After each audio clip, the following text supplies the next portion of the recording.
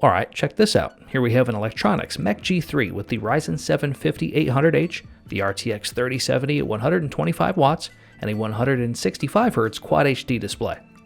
This video will demonstrate performance expectations for Cyberpunk 2077 using dedicated GPU mode, 2 different resolutions, and these settings as our base.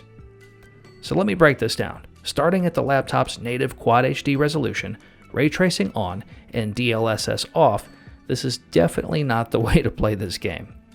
Now, if we do nothing else but change DLSS to balanced, the image is not as clear, but our frame rate doubles.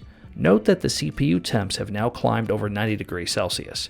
Max fans and power are always running when available unless otherwise noted. Now let's remove ray tracing and DLSS altogether.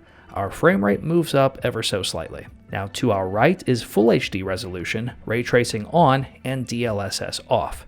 With our frame rate about 50% better than 1440p, 30 FPS may not be the best way to play on PC.